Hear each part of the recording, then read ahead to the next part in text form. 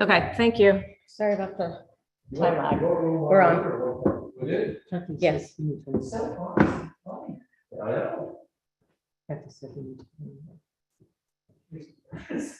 Okay. Well, they're on now. Good. Awesome. Yeah. It's, there are two more. There are two more there. He's different story. It's the same kind. We really want to read. Are you ready or do you want me to mute it? No, I'm ready. Okay. Guys, hey guys.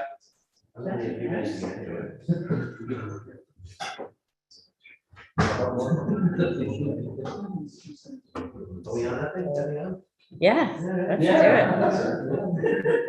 it. Sorry.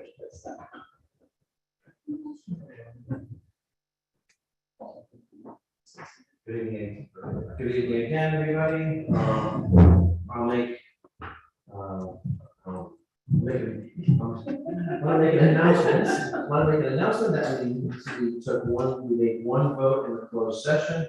And there was a motion on a matter in the closed session, but that will remain confidential at the moment, as announcing it might compromise strategy, negotiation, and during litigation. I'll make a motion to seal this. Second by Sven, all those in favor, Keith? Yes. Martha? Aye. I'm also in favor, and Sven. Motion carries. Item number 2 on the agenda is to discuss and act on transfer of development rights. So the council asked that we put this on the agenda item, for work session, and we do have Bill Landry, our land use attorney, here this evening. So I'm going to turn it over to Bill and have him explain to the council exactly how it works and how we can go about the process to explore this particular item, and then decide where we want to go from here. Thank you, Mary. Bill Landry, are you still on? Okay,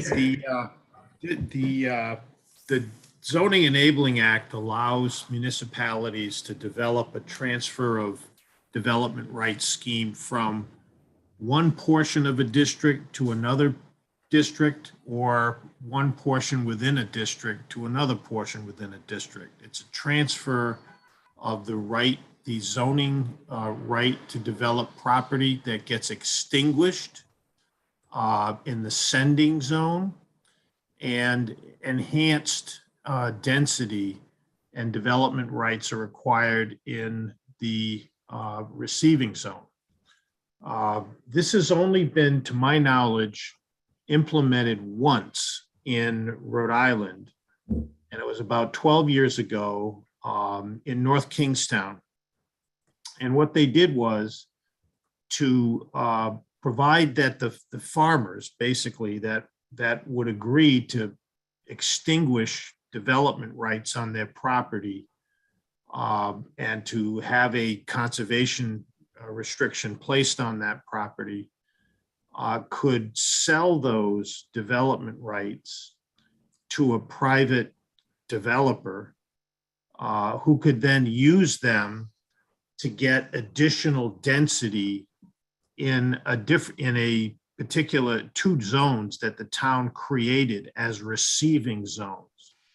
One was a corridor, an old tired corridor of commercially zoned properties on Route 1 that they felt would be a good idea for density bonuses to be used, and where a developer could cash in on a purchase of development rights from farmers. The other zone was the Wickford Junction area near the new train station in Wickford. The town felt that that was a suitable area for high density residential and commercial development. They wanted to attract that type of higher density development to that area, so they identified it as a receiving zone for anyone that's purchased development rights from the farmers. it was a great idea. It was done by a very bright young planner who had learned all about transfer of development rights in graduate school. The problem is that it was not successful. It's still on the books, but it's not successful because this proposed commerce between buyers and sellers of development rights, just never happened.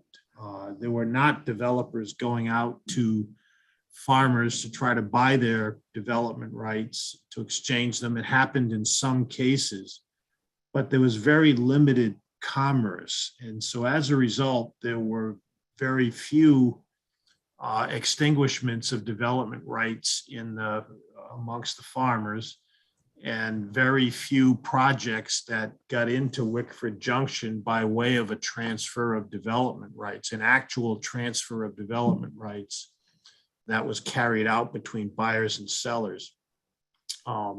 It doesn't have to be set up exactly that way, where there's commerce between private buyers and sellers. A municipality in Rhode Island, in my opinion, it's been done elsewhere in the country, could establish in its zoning ordinance that if somebody extinguished development rights in an area that the town was trying to preserve, somewhere in the RA zone, or some place identified as a sensitive area, or for other reasons the town wanted to have that be a sending zone, the town could identify those areas, and the town could have some credits of development rights in those areas that could be used somewhere else. The town could have arrangements with the land trust or the Nature Conservancy in order to induce more sales of development rights to those conservation entities. There'd be an extra kicker where the seller, would obtain some development rights that are transferable to projects within some kind of some receiving zone that's identified somewhere else in the town. It's a little complicated, but you've got to have an extinguishment of development rights in one place, and then an enhancement of development rights elsewhere. So Bill, if I can jump in for a second, because I think I was probably the one who pushed on this one. A few things. One, can we, to your point on specificity, we're all learning here, so these are all questions about learning. On being specific, the idea was potentially some of this call, whether it's Black Island Conservancy or Land Trust or whatever, people that own land that has easements or not developable per se, could they transfer those development rights to town for targeting for enhanced housing? So in essence, density increase in that receiving area for housing initiatives. Absolutely. I'm having a little hard time hearing tonight. The mics are a little muffled or whatever, but I think what you said is, can somebody extinguish rights that they might have, take those rights and grant them to the town, so that the town could, in its discretion, apply those rights in the receiving zone for initiatives that are important to the town. Yes, and I want to make it my thinking is to make it very specific between conservancy, I'm using that term, or those groups and the town. What my initial intention was not to, if Keith Stover owns 2 pieces of land, he can't sort of transfer the development rights from one piece to the other piece and blah, blah, blah, blah. This is about housing. The idea was about housing and working with our conservation partners to help housing in key zones or key plots and lots. Sure. Yeah. Okay. Yeah, absolutely. Now, what I don't think you can do is, if the Conservancy already holds conservation easements and has already basically extinguish those development rights by agreement, by paying money for them, and there's a recorded easement that extinguishes development rights. I don't think the town would have the power under the Enabling Act to just all of a sudden take a transfer of what's been extinguished and go and increase density somewhere else. It would have to be some new action that extinguishes development rights in one place and that the town can apply somewhere else toward a town initiative, whether it's employee housing or year-round housing or affordable housing or whatever the initiative might be, or stimulating economic activity in another area by increasing the allowable density of development in that area for some favored purpose. Those things are all possible as long as there's an extinguished right somewhere else. That's not how all enabling acts are set up, but that's the way the Rhode Island Enabling Act is set up, where you transfer from one zone or area to another through some type of extinguishment in one place and an enhancement in another. And So, just to make sure, Bill, only because enabling legislation right now is something in my head. So do we right now have as a town in Rhode Island, do we have the ability to craft this specific transfer of development rights, or do we have to go and get enabling legislation? no, the enabling legislation is in place. Thank you. It says, and I'll read it to you. It's a long litany of several dozen things that a municipality can already do. And one of those things is establishing a system for transfer of development rights within or between zoning districts designated in the zoning ordinance. So you have the ability, just like North Kingstown did, to craft your own type of transfer where you're taking something that someone could do in one place and it's being extinguished by agreement. One of the conservation groups could get involved and hold a conservation easement or whatever. And that density can be used. You could set it up so that only the town can take advantage of that density on town-owned land, or that the town would have the ability to transfer that to someone else. You could even set it up where the town could sell that density to someone else with the proceeds used for important initiatives of the town, or to acquire employee housing somewhere else, or apply it toward another purpose that's related to conservation or land use or some other important town objective. So, and I'll be quiet now. So it seems like the next step is, I just learned a lot, and thank you, or kind of confirmed a lot. So it would seem like the next step is to get these potential partners together, have a meeting, and really start to craft out and make sure that we can put this in language that allows that transfer to happen. Is that sort of the next step, or do we need to do anything from a legislative point of view? Nope, you don't need to do any legislation. You might want to have the planner involved, or a work session with the planning board to decide the one thing that's happening now that obviously, and that's right in front of the planning board. They're spending a lot of time on it, is trying to identify how to create some additional density for affordable housing, looking at accessory apartments and things like that already. Where and how are the places where portions of the town that can accommodate more dense development could be identified. And that's already happening as a matter of zoning without having to extinguish development rights elsewhere.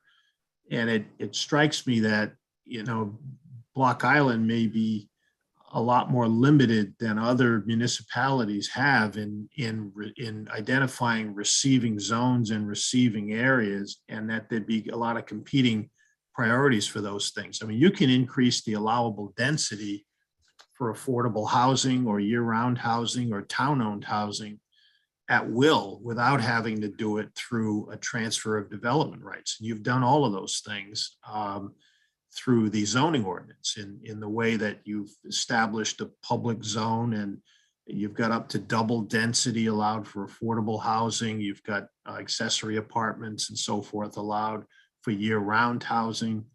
And so you don't have to have a transfer of development rights mechanism in order to get enhanced density where you think the town could, where you think it's sustainable from an environmental perspective. Thank you.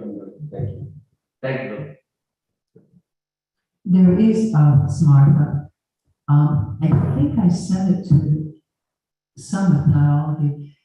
There's a rather comprehensive working document that I think I know the DEM put out. It's online, and it probably sounds like it focuses entirely on North Kingston. I just Googled development rights for the island, and this very long document that was way too long for me to read came up. That's me on purpose. I found that. I remember you sent that. I found it, and I just sent it to distribute to everybody.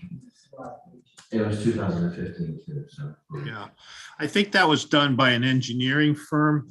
Horizon and Witten is a consulting engineering firm for some of the municipalities, and they put some basic principles together, and they spoke a lot about the North Kingstown experiment that was, it'd been in place already for several years, and there were recommendations in that as to creating greater flexibility in the enabling legislation for certain very creative types of transfers of development rights that involve money changing hands between people. And I'm not sure I agree that that's necessary, because North Kingstown did that on the strength of the existing enabling legislation without having to go back and get any more. I mean, it's very broad what's in there right now. It's, it's a very clever concept, but I think it works the best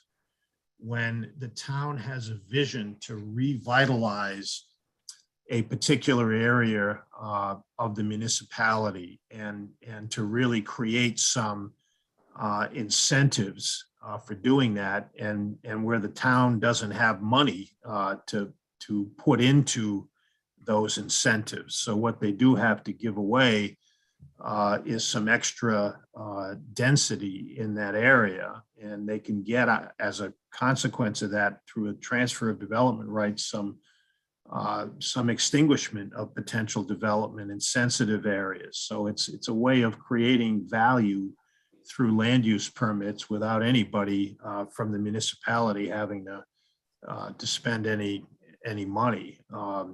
So it is creative, but I don't know if the island has that kind of area to promote that way, or that even could sustain substantial increased densities.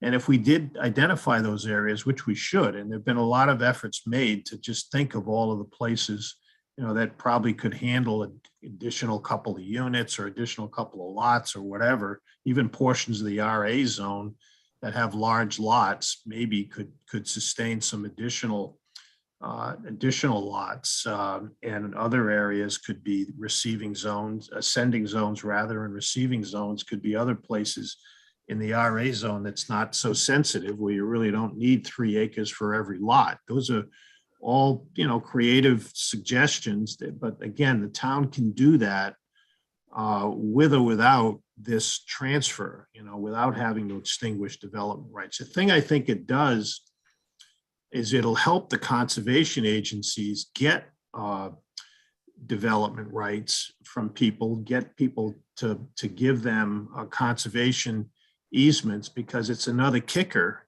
that's available for those types of easements. If they could translate into the town providing some kind of non-financial subsidy in terms of additional densities in some other area of town that have a value. Thank you. Council? It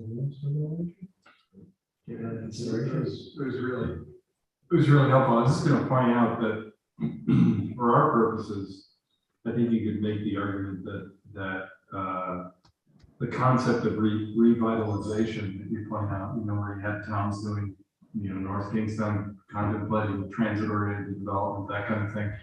For us, I think housing has, carries a lot of the sort of at least philosophical underpinnings there in terms of sustainable community. I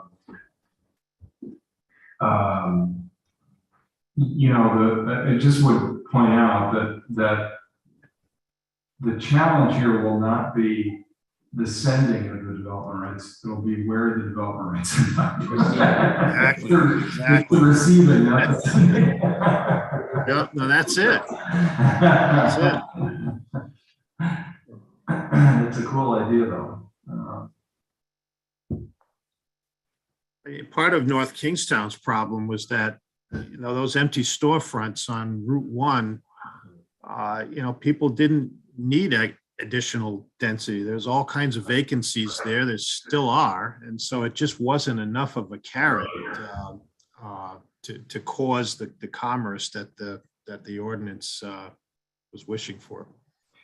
Yeah, and I think in this case, we have conservation organizations that are saying, we have the assets here that we're willing to kick in. The question is, I really like this idea mostly because it's kind of, maybe an additional interesting idea about housing, but given that we already give bonus density for affordable housing, it seems like if we've identified those areas where those might be most likely, I'm leaving aside the 513 argument for a moment, or remember we're going to get it.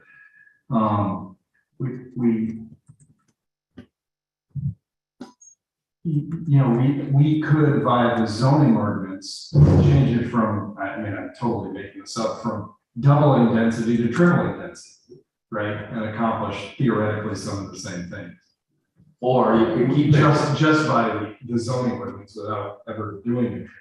or you could keep it double, so that covers most of the island, and have these overlays of Yeah. development rights, so that, as Cindy's looking at new units going in, behind Shears Ball, that whole Yeah. right? Well, we've been talking about 16 units, or something like that, right? I could get to 24. Right. Now, I'm right. Don't want anybody to jump the action. No. It was just the idea. Yeah, absolutely. It's a tool. It's a tool. One of the things that many other towns have done as part of their affordable housing plans is to identify those sites, but not attach any blanket density bonus to them, but look at them as on a site-specific basis. And Smithfield, for example, had like 12 different properties. East Greenwich did the same thing. They were basically larger lots that were not particularly environmentally sensitive. Some of them had water and sewer access, and so they were areas that were logically developable at higher densities than they were zoned for. And they identified them by plat and lot, and they also established a limit of what the density could be on each one of those parcels. Some of them was 5 times base density, sometimes some of them were 2 times base density. And that became the affordable housing plan that was incorporated as part of the housing element of the comprehensive plan. And it worked out pretty great. There are a lot of comprehensive permit applications that were approved under the Low and Moderate Income Housing Act that says you have to follow the affordable housing plan, and suitable sites were developed for affordable housing at high densities because someone had thought in advance about what the maximum density should be for these bonuses. And all of that's done, with or without transfers of development rights. You absolutely have the power to do that. It could be by way of overlays or just identifying parcels that were available for density bonuses for that particular purpose of affordable You housing. said that's Smithfield, Bill? Smithfield has an affordable housing plan that has particular parcels identified. Lincoln also has it, and East Greenwich has it, where they went and specifically identified parcels that they felt were suitable candidates for the town's affordable housing strategies. All at different levels, I don't want to put you on the spot at this meeting, Bill, but given how broad your experience is across the state on some of these, it would be really interesting, and I don't know whether you've been asked, has anything piqued your interest? In other words, have you said, boy, that's a really interesting idea that they've come up with. Because I'm certainly not unwilling to steal someone else's good ideas or contemplate someone else's good ideas. So if you just sort of ruminate about that and think of anything where you sort of said, that's an interesting idea, it seems to have worked, that'd be very helpful to us. I can do that. And I could also just send you some samples of other affordable housing plans with different types of strategies have been developed. And, again, it mostly involves targeting areas to avoid unintended consequences and to really protect the areas that need to be protected. And I mean, it's probably easier to do that on Block Island than it is with any other municipalities in the state. Everyone knows on the back of their, already, where those areas are. And I'm sure there are a lot of large parcels in the RA zone that are not as sensitive as others that maybe don't need to be 3-acre zoning, and for affordable housing purposes could be something more than that. Because that's where most of the land is, and then maybe there are some higher densities that would be appropriate on parcels with water and sewer in the B and C zones. That's a question that's worth asking Allison about, Marianne. She's on. Oh, good. There's Sure. another piece of this, I think, since we were looking at larger zoning back in the 80s, larger lot zoning, the technology has really changed on septic systems. Yes. And I think people are looking more at trying to put the water back into the ground, then sending it back out to sea. I know that they can be crazy expensive, but it's a lot less expensive than running a sewer line to the west side. Right. And so I think that I think we're gonna rethink the whole on-public sewer thing.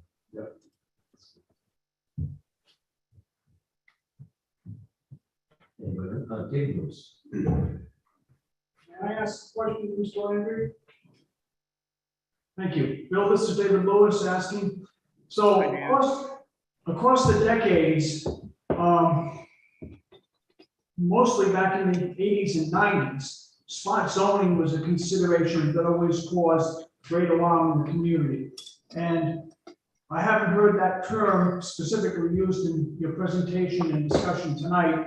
And I'm just wondering if that concern was never valid or it's been eliminated by the enabling legislation that you recite, or is there a conflict between the things that council and you are discussing tonight and some rules with regard to spot zoning? Well, that's a really, really good question, David. Very good question. And the answer is that spot zoning is a thing of the past. And for the last 20 or 30 years, the Enabling Act and the courts have combined to find that spot zoning is only where you do something that's not subject to your comprehensive plan. You can have a comprehensive plan that has different zoning for parcels for areas as small as an acre.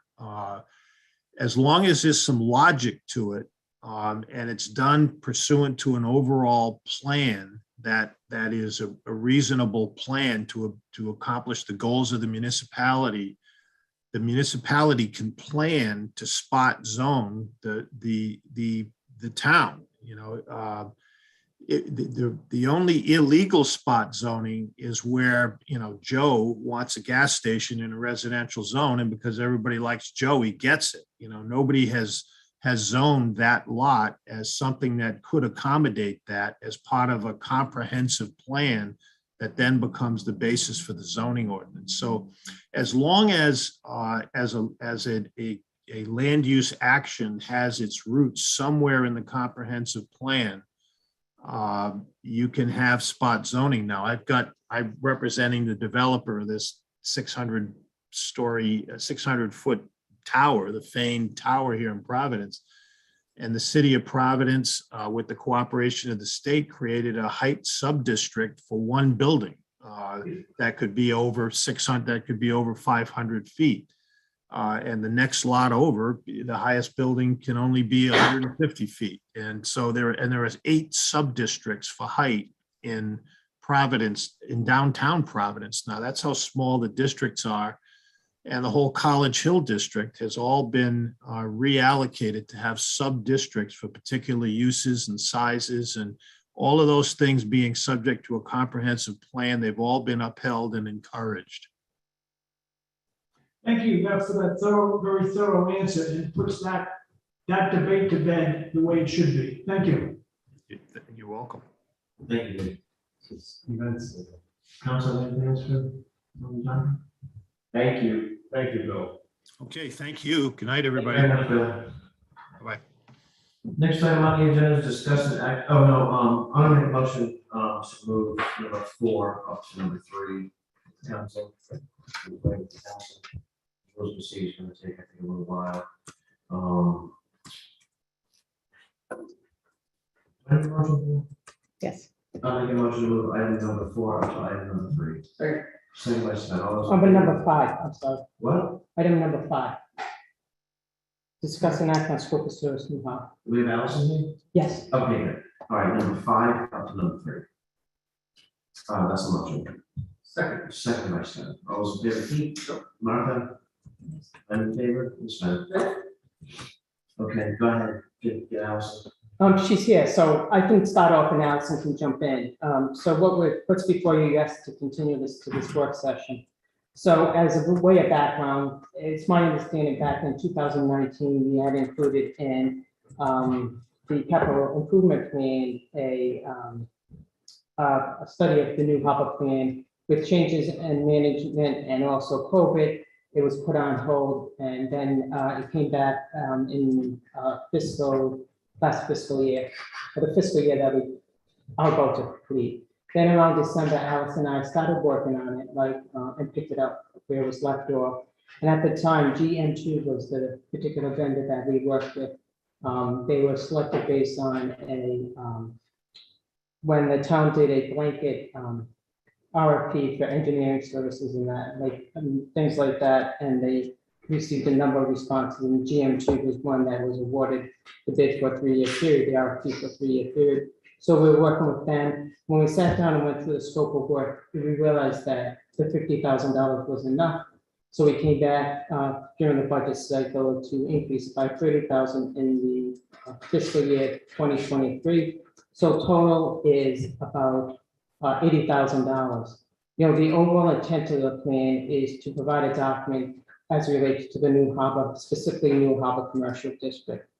As we all know, that area has had some changes and new owners in recent years. It's the area with the Paul O'Brien parcel of land for the affordable housing, also the recent purchase of, I want to say, the overlook property, which Martha's going to chastise me for, but that property also. That's right, thank you. So some of the objectives of the study is to identify safety and efficiency and improvement in the road network, traffic flow, and parking also. It also will look at the Great Salt Pond, the boat vessels in that area. And the whole study area does include what's called the new harbor commercial zoning. I know it came up at the last meeting about the cemetery. Obviously, we won't include the cemetery in this study, but areas surrounding the cemetery would be included in the study. Our timeline is we're hoping to get GM2 out here during the summer months when we are very busy. And so they can start taking a look at some of the flow of traffic, the pedestrian traffic, and things of that nature. So that's what is before you this evening. This has been something, as I understand it, that has been talked about since 2019. And Allison is here if you folks have any additional questions. Council, questions, comments? So, I'll start for a second. I think there are some of the objectives, and it's on Brook Bay, so hopefully everybody's had a chance to look. I think some of the objectives are a little fluffier than I'd like to get into, which is about improving attractiveness of district through implementation of streetscape and all. I mean, I get it, but whereas I am very focused on infrastructure.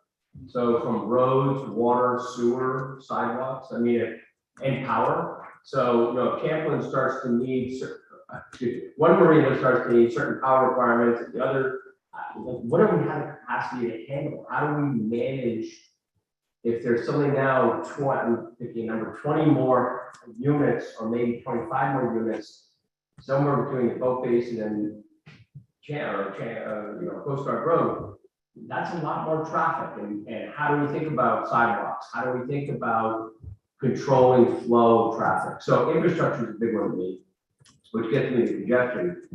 And I know they talk about parking there on the end of the third bullet, but to me, that's a huge issue.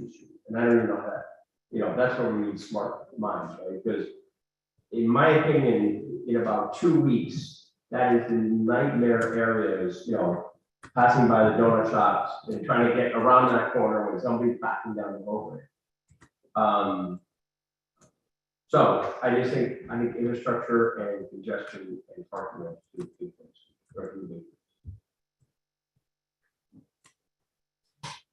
So one of the significant concerns I had about the scope is the very clear and declarative statement that they're not going to gather any new data. And any of us who have driven through New Harbor over the last, let's say, 5 years, knows that it has changed a lot. And the burdens on that road are significantly different. And I think change or become exacerbated every year. So when I read in the scope of services that specifically excluded is gathering new data, that really concerns me, because I think it gets to a point that some were making those comments at our last meeting. Is, we have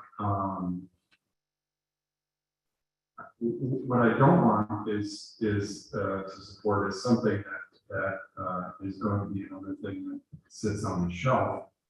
I'd like it to be relevant and potentially actionable,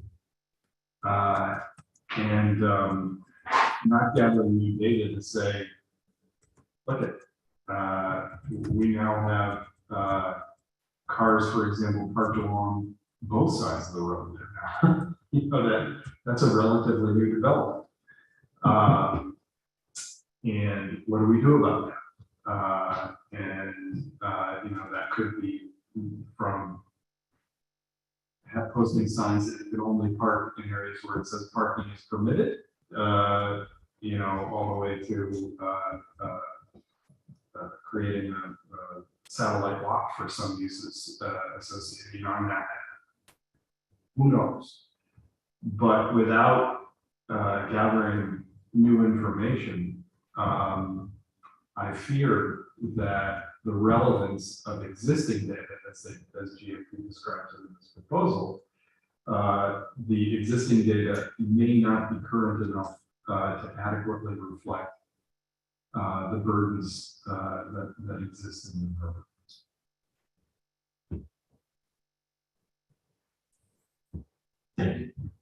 Marianne, if you want me to just speak to that a little. Sure, go ahead. So in regards to data collection, yeah, it does say within the scope, there would be extra fee for collecting of data, but I don't believe that would exclude necessarily when you're speaking to like observational data, there is within the scope, coming out to the island for site visits, observing existing conditions. So there would be an existing conditions analysis and observational data obviously included. I think maybe talking what might be excluded or result in an extra fee might be something like collection of traffic counts, something like that type of data. And of course, if the town feels like that's something that's important, we could ask for that and modify the scope. Yeah, having not been involved, I can only go by a plain language read of the scope of services. And there is a sentence in the first bullet that says, the consultant will rely on data available through the town and other sources. Yeah. Andre? Oh, sorry. I have Michael Van Hamel who would like to speak, I believe. He's from GM too. Yeah, he might be able to respond to this. Absolutely, sure. But unless council says anyone. Perfect. Michael in. Yes, and Good evening, everyone. Can you hear me? Good evening, Michael. This is Andre Goudreau, First Lawyer. You are coming in loud and clear. Thank you. Thank you for letting me comment on this. I'm actually from Secotio and Associates. We're teaming up with GM2. We're out there on the island, as you know, because we're working on the school and such. So we have a lot of experience of being on the island. So to talk about the data collection, we do require the existing data and access to that. But our on-site visits will also include doing observations. Now, I think when GM2 was talking about extra data analysis, that means, having someone there multiple days from the weekday through the weekend, and or setting up devices that, can actually count cars and things of that nature. But that necessarily doesn't give us the kind of information that we really need. Now, we haven't been on the site and actually working at the fire station as well. We have observed and we are aware of what happens of having lift people and taxis that are at the only public boat dock. We already know about that. Now, as for infrastructure, that's a different point. But I think this is the beginning of getting all the information and giving suggestions of what can be done without waiting continual years. And as you say, if we're also adding more housing, this is a step that will be the start of that analysis as well. So just to clarify, I know that it says that additional observations, but what we plan on doing is getting the base of a lot of information while we're already out at the island doing other things. So I hope that clarifies that one statement. Why don't I take this back? This question is turned back to GM2 and clarify.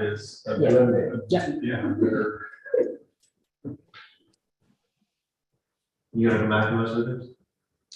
I would ask the council if they have any other concerns or questions before we do that. Want me to approve this, anything else that the council has at this point? Rhonda, you have any comments or questions before we?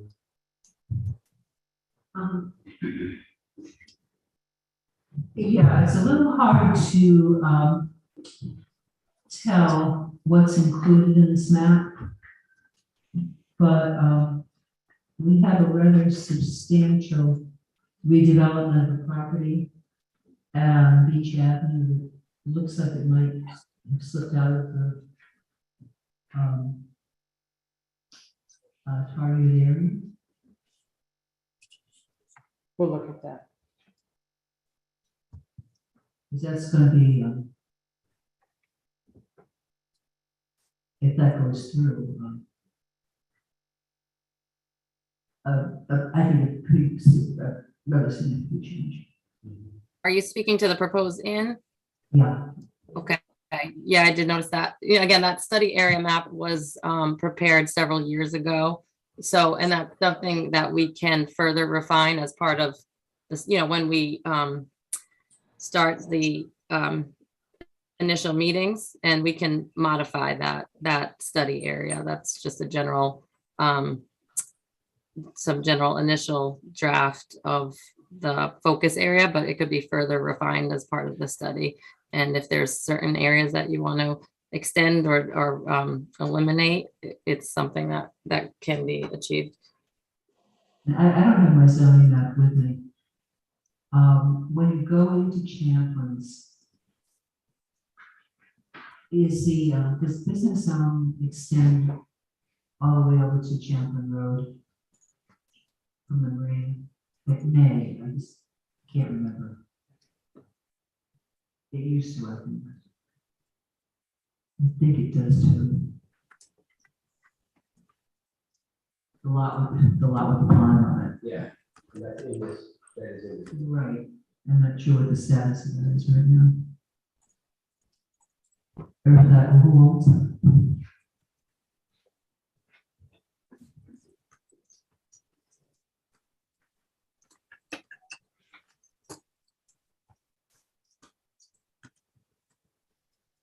But those are more of the technical. I don't have an issue with land that isn't used, but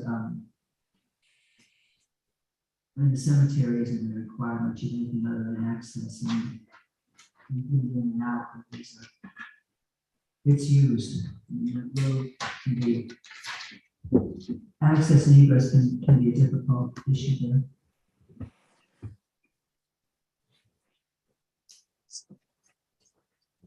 I mean, my only concern is that when I said last meeting, I think there's staff at the town level that can do this. I mean, if you look at traffic patterns, and police force, promote pedestrian cycling safety, that again falls on public safety. I think there's a lot of people that have lived here, and I know this was on the capital budget, so I'm just wondering if it's actually a little tone deaf at this point in time on Block Island, and spending $80,000 on a study of New Harbor. That is, I mean, we could go back on that if we wanted to. We felt as though we needed it, but, encourage private development, redevelopment, consistent with the vision of the district. And I find that develop strategies back in the scope of services for meeting New Charm's objectives. It goes on to say, and then on the next bullet, it says meet the town's objectives. So we don't even have objectives for that. Well, I have a question. I was always kind of lukewarm on this when Ed brought it up, but you guys are on board. And what's changed? And the only thing that's happened over there is it's gotten a lot more development. It's been 3 years, I think. It's been 3 years. A lot more has happened over there. I don't think we have staff on hand and public input that we could actually come up at this table with a vision for that area. I think we have, well, theoretically, yeah, but I think we have a finite, I mean, how many things can you ask our staff to do on top of what they're already doing? I understand that, but I think this is all just. But my question is, what's changed that you were so in favor of it before? I just want, because I wasn't, I always thought this is, some way the plus side. I know. Well, for 2 budget processes since then, we met with 9 people, and we're gonna spend $80,000 in the grant table. What to do for, I argue, a little less than a half a mile of town property. That's my opinion on that. I know the money's gonna be spent, so, whatever you guys want to come up with next time, I'm fine. That's just what my opinion is. So I don't think it's necessary. David Williams? I'd like to make some comment. I have a problem with reading this too. I get lost in the words because I can't get past the objectives, all of which are aspirational. When this conversation first began back in the fall of 2019, it was in the tone, in the room was, what is the problem we need to solve? And the problem that needed to be solved that night had all to do with flow of bodies, whether they're in automobiles, as pedestrians, as bicyclists, or as mopeds. They all were running parallel with each other and one outside, further into the street than anybody else. And that came with the context that we had too much people flow in those 4 different modes of transportation that we could possibly move safely, and we're just lucky, it's just a matter of time. So 3 years have gone under our belt, but I would prefer to see, rather than objectives, problems to be solved, and then some forward-looking thoughts about future development and the things that are outlined in this development. The whole conversation began with, I can tell you exactly how it began from my point of view, because I sort of triggered it to start. The taxi drivers were in here, it was in late fall, and they suggested 2 new traffic spaces right next to Deadeye Dick's. So they didn't have to drive all the way down to almost to Payne's Dock and turn around there to drop off passengers and stuff.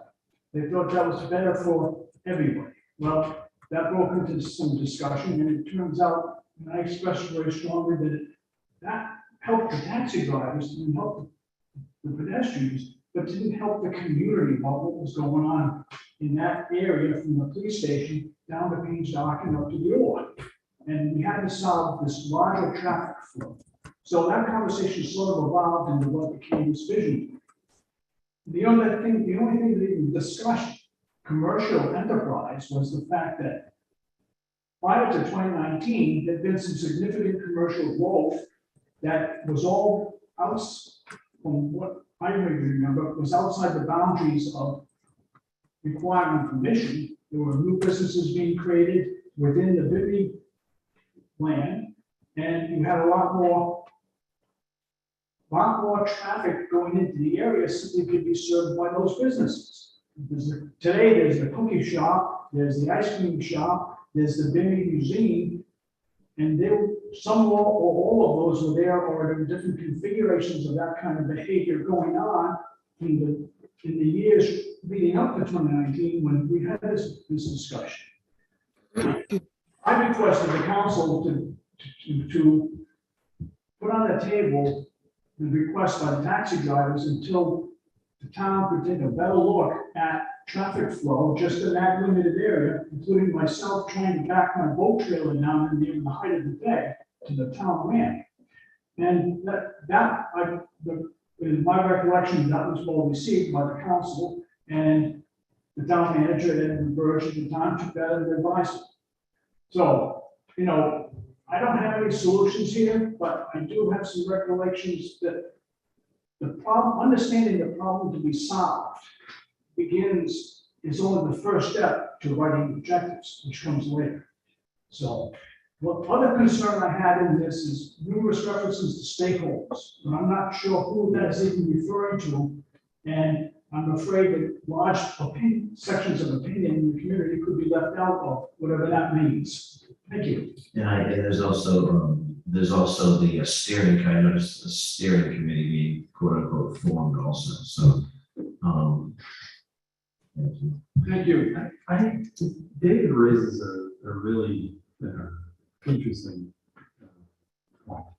And that is, are we studying the wrong thing? Well, in other words, it was traffic. It was. Well, then, so what I'm segueing to is the right thing, if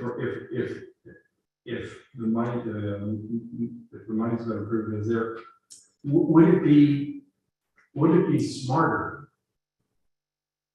to do or more valuable to do a real traffic study? I'm just, it's curious. So, you know, if the problem that I hear pretty consistently and that I experience because I happen to be down in that spot practically every day is parking and traffic. And David's point about well, we have a lot of sidewalk down there now, which has been a real improvement, but this sort of pedestrian, parallel park, bicycle, moped, going down both sides, approaching Deadites, making that turn.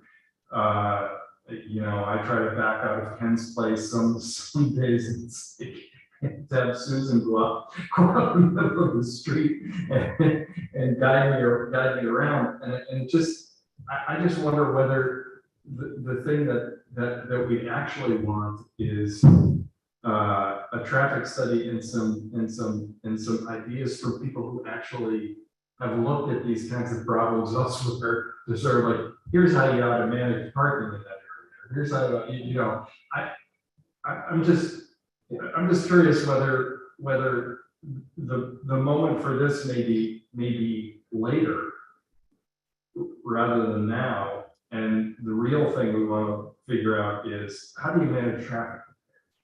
You know, As I said earlier in this session, you know, infrastructure is the new agony, and that's because I'm really worried about sewer, water, and those roads and all that. And we talked about that a year ago. I go back to transportation, congestion, and parking. But as David may remember, everybody was on the council then, the discussion was about the parking spaces, but in the next meeting, we also had images from the boat count. And at that time, we were doing how many boats were in the harbor, and what was the boat count? And the discussion quickly went from number of boats to look at all those cars in that whole corner by smugglers, by smugglers going up. And that took half an hour of, okay, that is the nightmare. That was sort of the icing on the cake there. So I go back to infrastructure, safety, congestion, parking. So, you know, which begs the question, is this the right proposal for what our concern is there? And I don't mean, is this the right firm? I just mean, is this the right? Do you want Alice and I to go back to the drawing board? I'm just curious about it. Yeah, I mean, why don't we just let's do it. because when you get complaints, when the four of us, Mark, when we get complaints or concerns or headaches, it seems to revolve around the traffic between the police station and I don't know, Matt, whether you agree with that, but it seems to revolve around, you know, traffic and parking from the police station all the way up to Champ. And maybe you ought to figure out whether they're there. Well, I think one of the things that happened is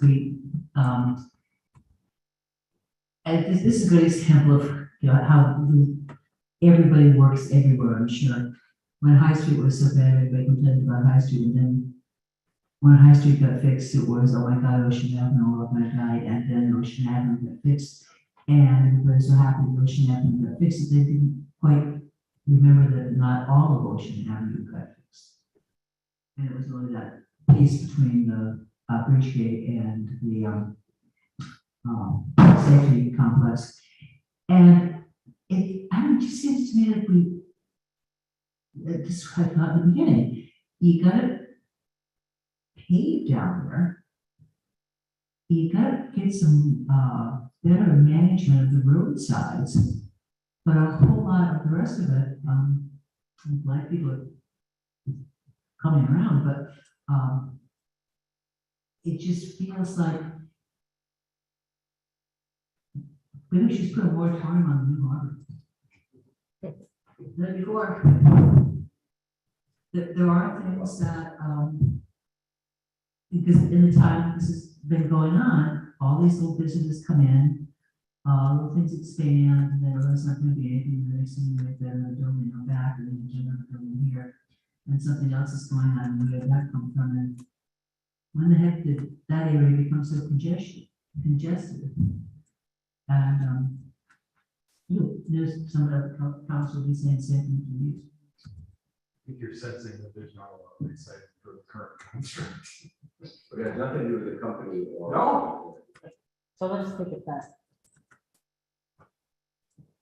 If you don't have one, you just step on the gas a little bit. All the time. It is a dominant mess on the rare occasion.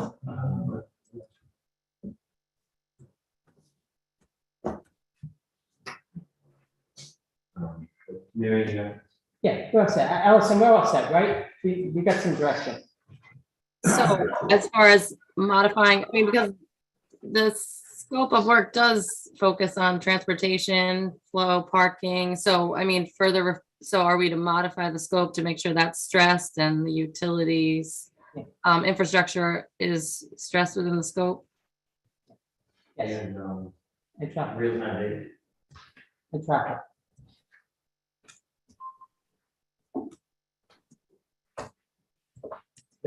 thank you to the G2 gentlemen, that was helpful. Discuss and act on the written amendments to the rules of procedure of town council. Sorry.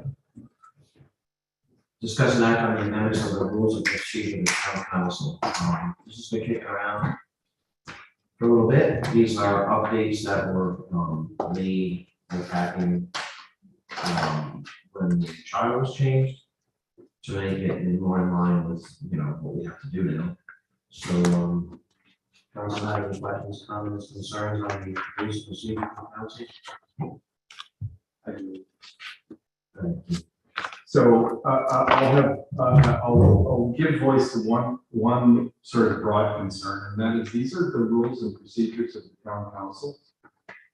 And this is the first I've seen, is when we got this. No, I mean, I've seen the rules and procedures, but given that we're establishing rules for how we conduct our meetings, it seems like we ought to spend more time and sort of discuss and act. That's my opinion. I kind of agree with you. I also think that there are other procedures that we ought to be contemplating. For example, a consent calendar with procedures around how a consent calendar gets established, what are the rules for pulling things up, putting them on, how do you make clear to the community that something is a matter for consent, so that, for example, if Bill McComb doesn't like it and he makes a good point, Martha can pull it off the consent. But that, to me, in the range of things, getting to consensus on that, I think would make our meetings potentially more productive because we can focus on substantive matters. I had some other thoughts. So I mean, I think this is really important, and I want to work on it. I just don't think that this is a completed document that I feel, at least for me, I've had as much input as I would like. Thank you. And this is just the starting document. These are the rules. These are just, I think what's included here is just the rules that were dictated by the charter. That's what we have to put in here. We can put anything else we like. Great. This is a But draft this is what document. has This to is, be. we're not looking to do a It document. said discuss and act, and I saw it. Oh, no. Oh, the actual, well, the actual. Millie and I thought this was going to take a couple of nights. Oh, great. Yeah, Terrific. It's actually, It's on the next agenda it's already. on the It's on agenda the for Monday the agenda. sixth. We continue it. I guess. Yeah, no, what you have before you is start just things that. We had to start somewhere. Great. What we have before you is things that need to go into the rules because of the charter change the voters. Right, yeah. For the most part. Do you want to take time this is on Monday night's agenda? Do you want to take the time over the weekend to review and come back on Monday? Or do you want to kick some things? Sure, around? do people like the idea of trying to come up with language to create a consent calendar? You did go back and forth on that. Yeah. And what we did was Millie and I discussed that. And what we did was we decided, because if you look at council order of business, we took that completely out. of the rules and procedures because we thought we'll set the agenda, and the agenda, as it says here, our council order business shall be conducted in accordance with the posted agenda. So we took specifics out instead of putting specifics in here in the rules and regulations to give us the flexibility to do just that. But I think if we want a consent calendar, we ought to establish what the process is in our rules. Right, I do think that, because consent calendars can be wonderful, I think, but they can also not be so great in terms of transparency. So, you know, I think we ought to have an approach to it. It also, and maybe this is just my confusion, but I was unclear about the every meeting involvement of the solicitor and how we're, now I know we're transitioning more to a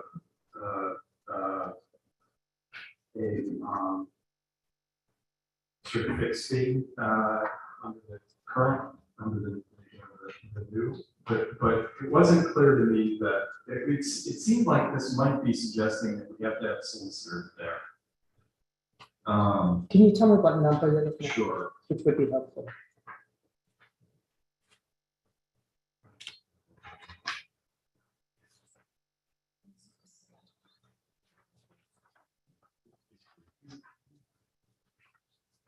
We had something with the solicitor.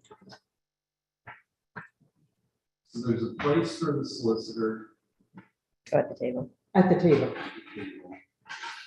Right. that's what I'm asking. Yeah, I'm trying to check where I was confused. I'm here, you're gonna find me. I have my telephone marked at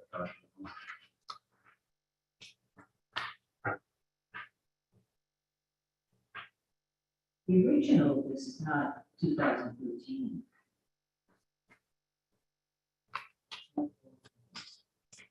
No, the You can- adoption was dated December 1st, 1980. Just at the very bottom. It hasn't been amended since September 3rd, 2013. Yeah, because of that thing about where people sit is very specific.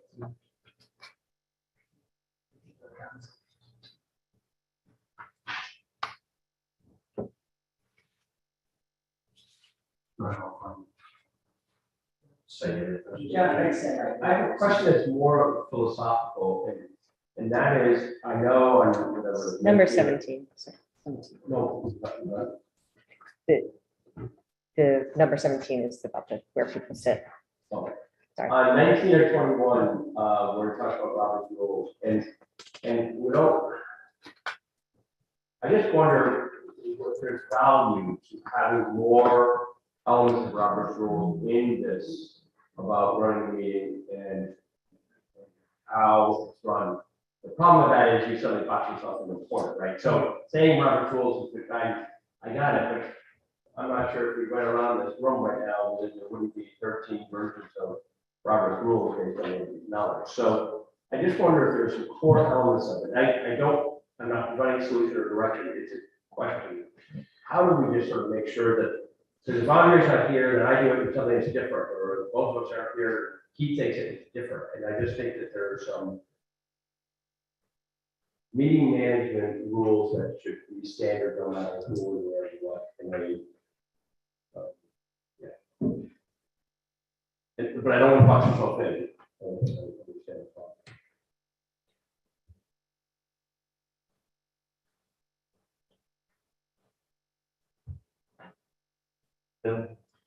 One of the things on the open, on the work sessions, you know, in the past, work sessions usually, while you could take a vote, it was very infrequent that there would be a vote in a work session. In a work session, I think, and this would be a perfect example, what would be tabled for a work session, because this would come up to be vetted out, talked about, and then put to another meeting where a vote will be done on that time. It seems like work sessions are kind of, even though we call them work sessions, they're kind of a thing of the past. And I get the fact that at a work session, if there's some extenuating circumstances, you might want the ability to take a vote, but the general rule had been, that's exactly what we're doing. Just like we're doing here, we'll get vetted out, and and so forth, and then at the next meeting, they would vote on it.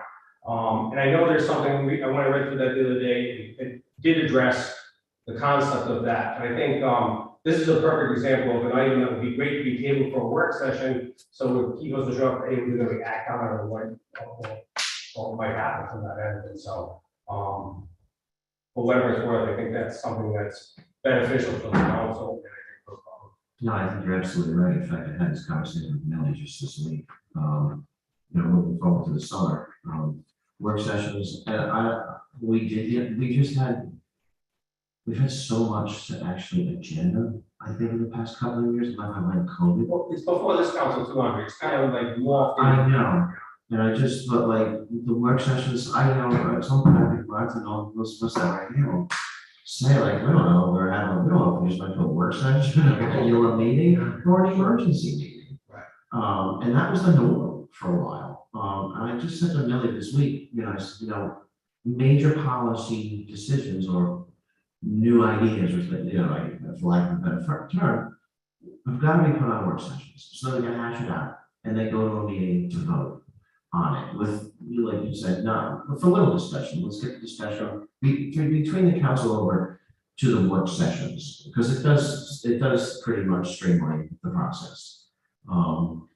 So like I said, I agree with that. I think that's what we had added this, but I think adding act is the option to act, but I'm fine with just having the discussion, because then you can go sit on it.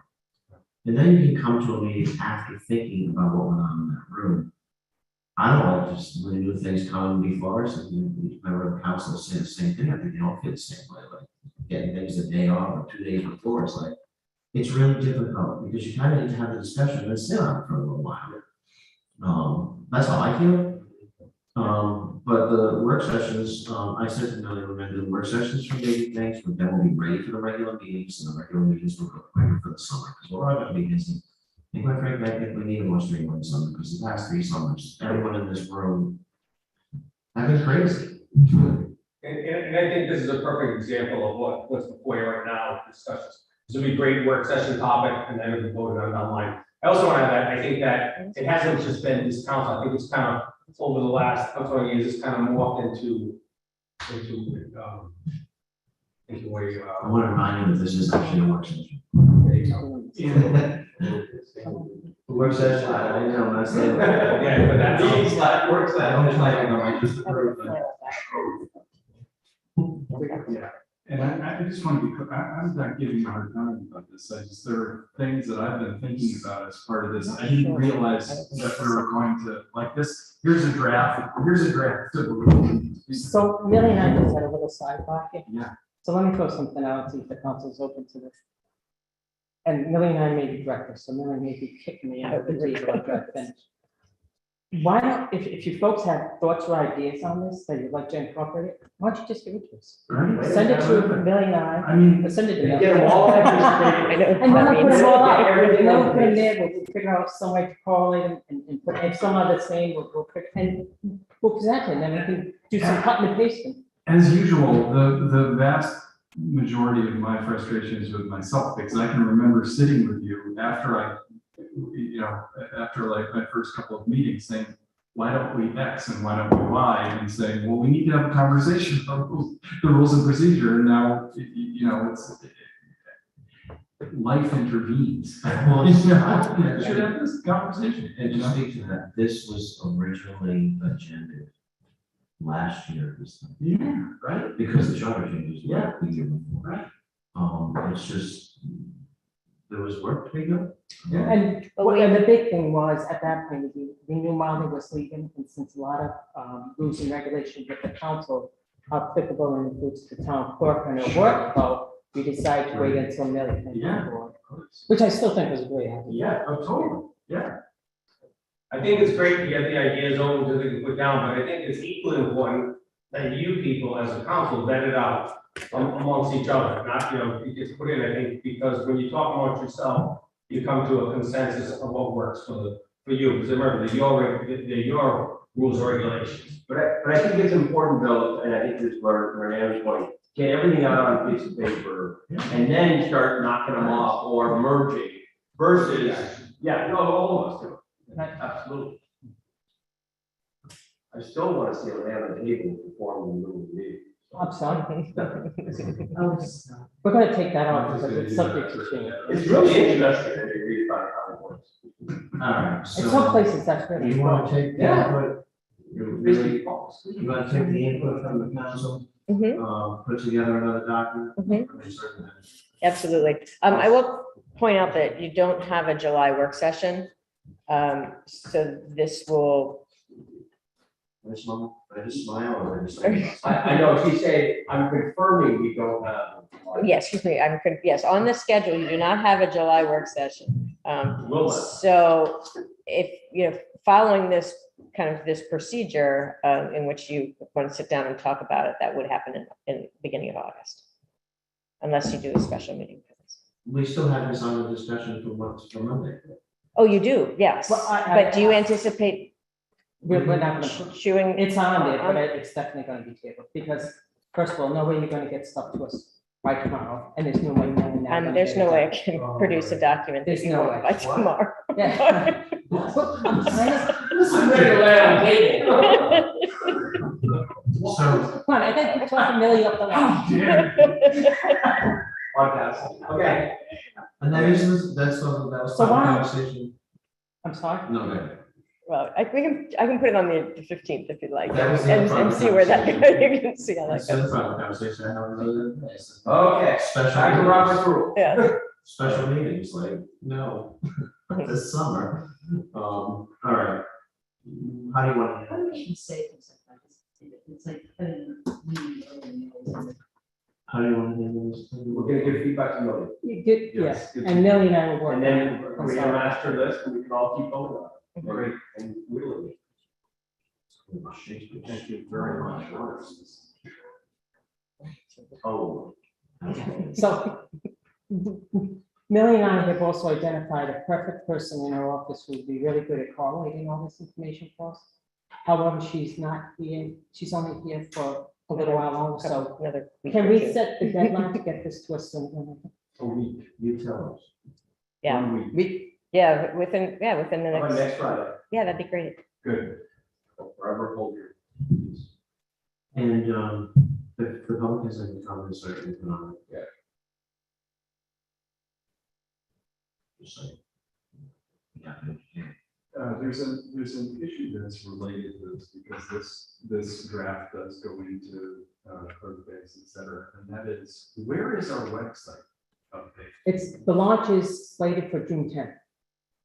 I've identified that with our IT folks. Great. Final tweaks. All right, pictures gonna be on it? Whose pictures? Sure, if you'd like to take a picture of the No, file, I'm just asking, there's a if you page. want to do 5 or individuals, No, send I'm it to asking me. if there's a page. I'm just asking. Yeah, there's a website, there's a, Do you need a page? if you'd like to have the picture, I'll be happy to put out. Oh, it's supposed to. It's up to you. No one's asked, I didn't need it. So do I. Robert's rules. So do I. Okay, we get focused. I'm just trying to. If you want pictures on there, yourself by all means, go. Okay, next on the agenda, Update on the police department staff. Great. So, as you know, we all know that Matt has resigned, and we have begun a search for a new police chief.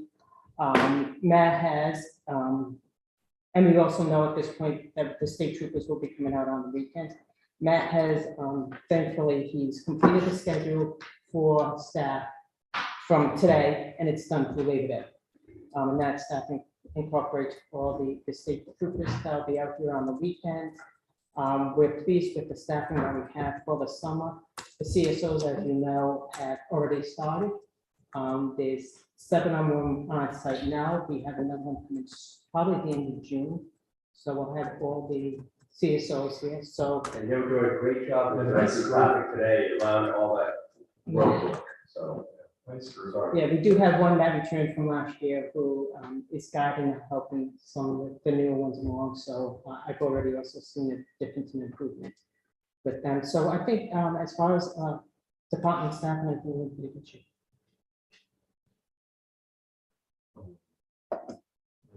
a discussion on an interim chief, Monday. On Monday's agenda, yes.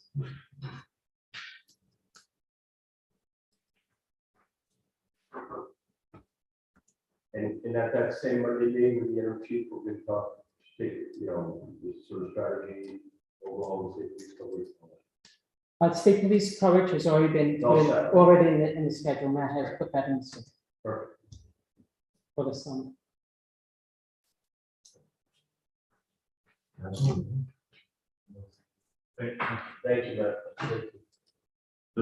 Will there be, on Monday, will there be, something presented for what the procedure will be for, the hiring of a new chief as far as posting and timeframe and that type of? Yeah, I can verbally provide that, because we've started the process. Did you hear me? Yes. She started the process, she should give an update on Monday. We're good, good. Well, you're in the room, so I want to thank you, Matt. Yes. for joining us. Thanks for getting us, us on track. I know the opportunity arose. I know your family, they were wonderful. We made a safe decision about you, but I think the town is very grateful for what you've done here in a year.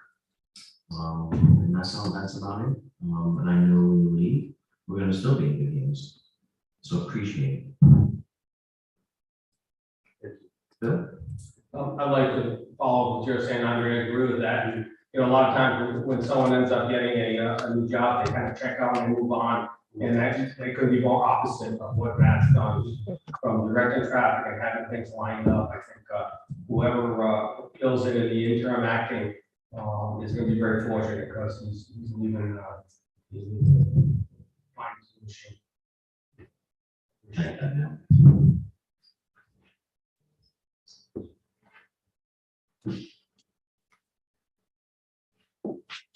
Next item is discuss an act on evaluation to the town manager.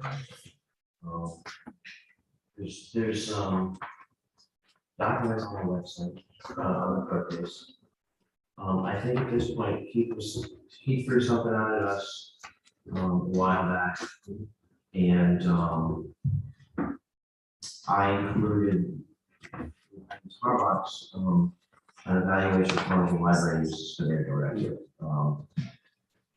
I think the way to use, we need to mold them together or kind of work on getting what we want as a council then. I guess that's the discussion. I know Heidi doesn't work on that. I know how diligent she is, so I think it'd be a good document to start with what Keith believes is like the part of we are hearing that was the evaluation and 360 tool. I didn't see any of those. I know the library had none of that.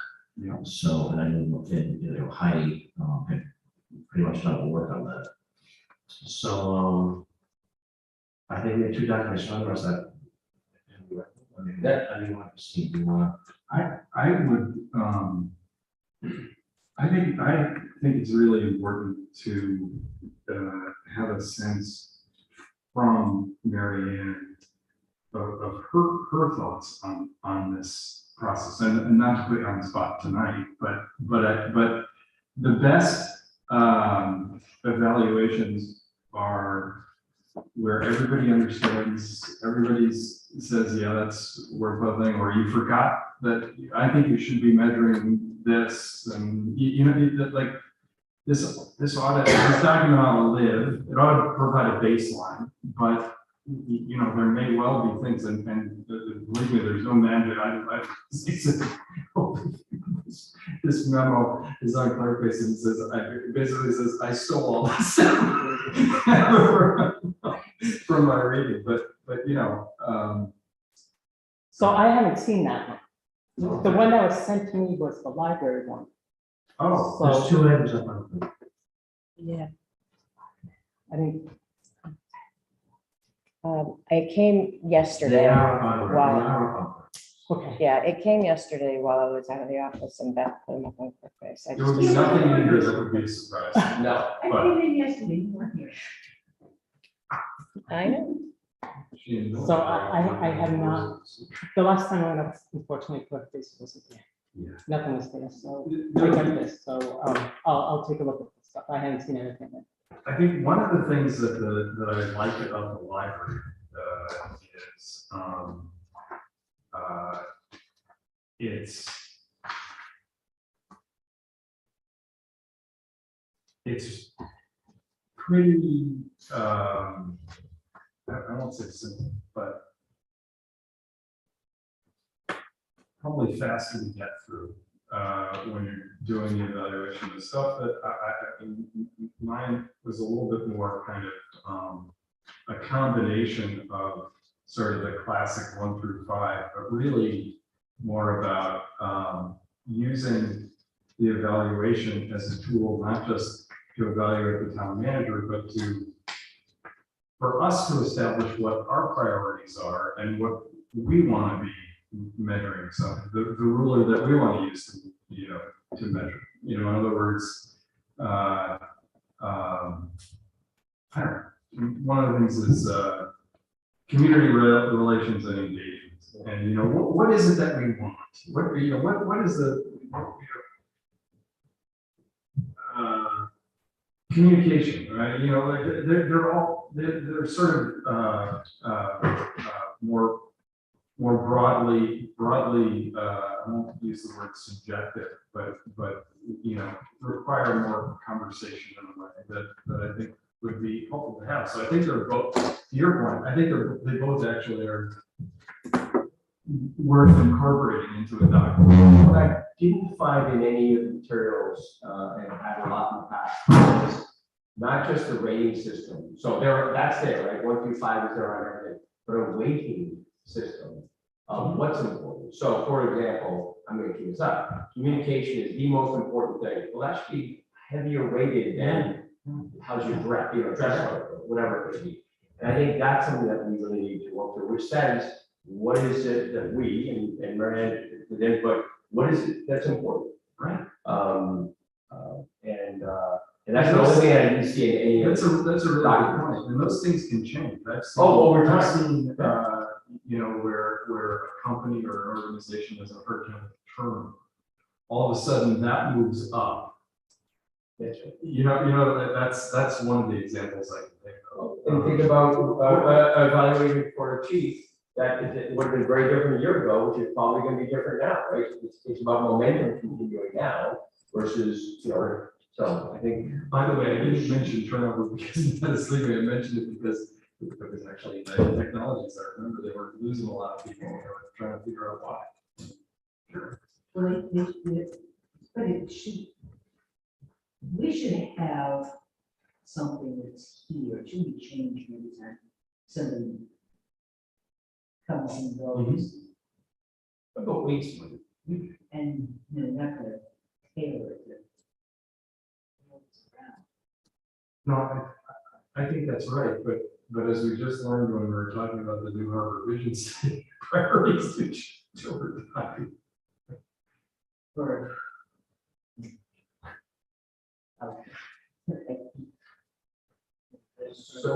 So how do we go forward? Do we want to try and incorporate some of the merge these? How about if Andre and I try to do, I'll take a stab at a merge that and three of us can share. Who can talk about it? Does that make sense? Yeah. I'll give it a try. All right, so your, the evaluation is scheduled for June 23rd, it's on current basis. So we need, to have this done in a reasonable time. Gotcha.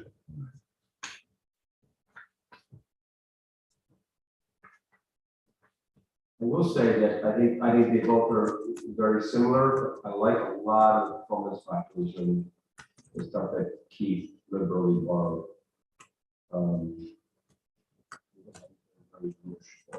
I also have a link to something stolen online, boys. Put it, for a while, for this. Sorry. Another question, Aaron, do you know if there's, I assume, I'll pick South Kingston, I assume there's an evaluation for their town manager of South Kingston, or I don't care, Jamestown.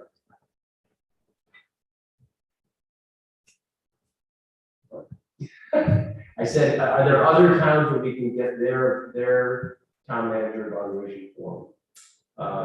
Like South Kingston, Jamestown. There are nearly, yeah, I can't say everybody, but a lot of them, it's very open. You know, particularly interestingly enough, in Massachusetts, it seems to be very common in Massachusetts. They have Right on the the website. evaluation form literally on the website. So on the 15th is the plan that we'll review an evaluation form or approve. I don't know, you were just talking about the date of June 23rd. What about what you said? I'll work out some days. Yeah, no problem. All right.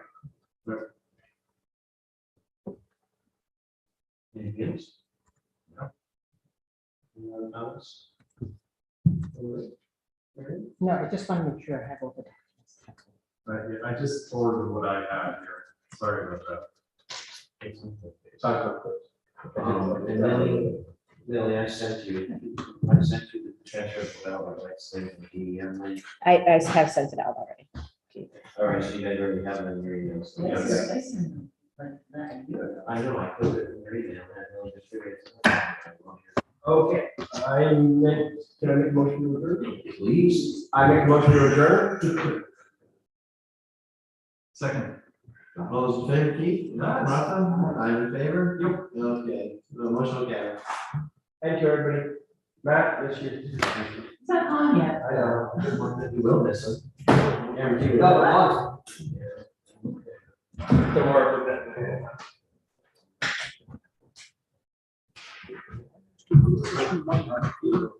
Yeah. Are you operating wireless right now? I mean, wireless or through an Ethernet? With here? Yeah. Wireless. Okay. Yeah, so I'm on the town's Wi-Fi right now. Okay. I had a question about Ethernet for laptops, so. Oh, yeah. Kay's got the same laptop as I have, so I can ask her. Okay. Good night, everybody. Good night. Can I ask? Oh, hold on. Can you, I'm sorry, can you wait for a moment?